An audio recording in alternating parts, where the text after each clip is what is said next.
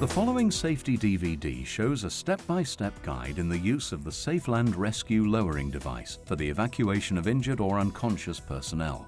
It's important that the casualty is assessed by a qualified medical provider on their condition and suitability prior to them being lowered by the Safeland Rescue device.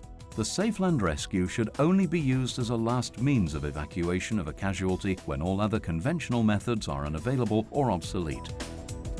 In the event of an emergency, and you have to deal with a casualty situation, which means you can't make your escape by normal means, you should make your way to the nearest Safeland Rescue storage area. Select a rescue unit from the storage area. Check the unit for any obvious signs of damage. If necessary, replace the unit and select another. Look for or feel for the easy tear point on the vacuum pouch found within the red square 80 mm from the top of the bag on both sides.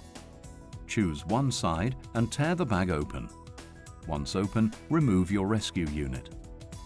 Store the vacuum pouch back into the cabinet as to prevent a slipping hazard. Use the instruction card on the front of the bag to refamiliarize yourself with the safe operation of the equipment. Taking your rescue unit with you, proceed to the evacuation point or to where the casualty is situated. Once there, you need to check your surrounding area. Look down below for any hazards, structural impediments, fire or debris. Check above for falling objects or structure. Also at this time, look for a suitable attachment point, either a purpose-built attachment point for the rescue unit or a piece of primary steelwork. If you do have to resort to using a handrail, then attach as close to a stanchion post as possible. If there are any hazards in this area, then you and the casualty should move to a safer location, taking your rescue unit with you. Once you've established that the area is safe to evacuate from, place the rescue unit between your feet. Open the top flap of the bag and the first thing you'll find is the securing carabiner. Remove and pull the carabiner from the bag. The other rescue components will follow. Now, let's have a look at the equipment. The securing carabiner. To operate, pull in the lever. Once connected, screw up the barrel to lock in position. The descender handle. The high-strength tape. The fixing hook with the harness already connected in position. And the tape bag. Other accessories that can be found on the unit are: in the side pocket of the bag, there is an emergency knife. The knife has a guarded blade and is retrievable if dropped via a lanyard attached to the bag. Use the knife only as a last resort to cut the casualty free from the rescue unit or to assist others.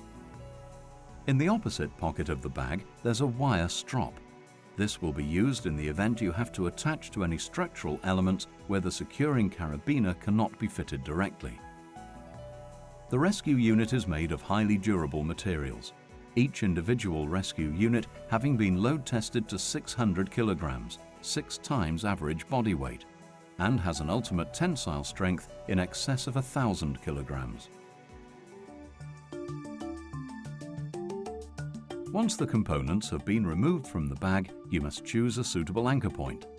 Options will be: at a dedicated attachment point, connect directly with the securing carabiner. Open the carabiner by pulling in the lever. Once connected, screw up the barrel to lock in position. For attachments onto primary steelwork or handrails, remove the wire strop from the side pocket of the bag. Wrap the wire strop around the structure and attach your securing carabiner through both carbine hooks fitted to the wire strop. Once connected, screw up the barrel to lock in position.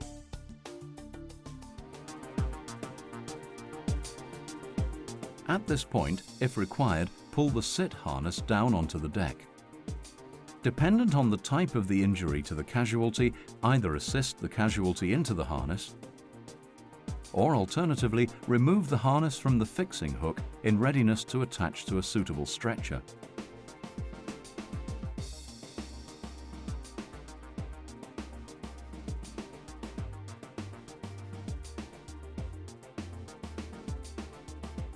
The Safeland Rescue can be used in conjunction with any type of stretcher that's fitted with a suitable lifting bridle, where the fixing hook can then be attached.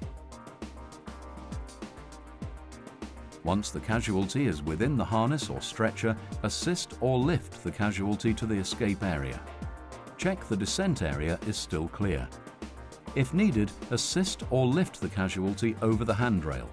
If gates are fitted at the escape area, these should be opened.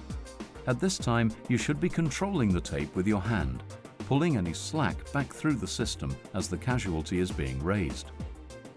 Once the casualty is clear of the handrail or edge, pull the tape from the bag, allowing the tape to feed through your fingers at a controlled rate, lowering the casualty either to the ground below or directly to the sea. Even if you did let go of the tape, the rescue unit is designed to continue lowering the casualty at a controlled and safe speed. If you need to lock the system off for a period of time due to a hazard appearing below, or to await a rescue craft to arrive, then, retaining pressure on the tape, pull a length of tape from the bag and tie the tape onto a suitable piece of structure. To undo the lock-off, untie the knot, retaining pressure on the tape, and continue to lower the casualty. The Safeland Rescue can be retrieved by pulling the tape back through the system, ready for reuse. If you have any further questions on the operation or use of the Safeland Rescue system, then please contact the safety department within your company.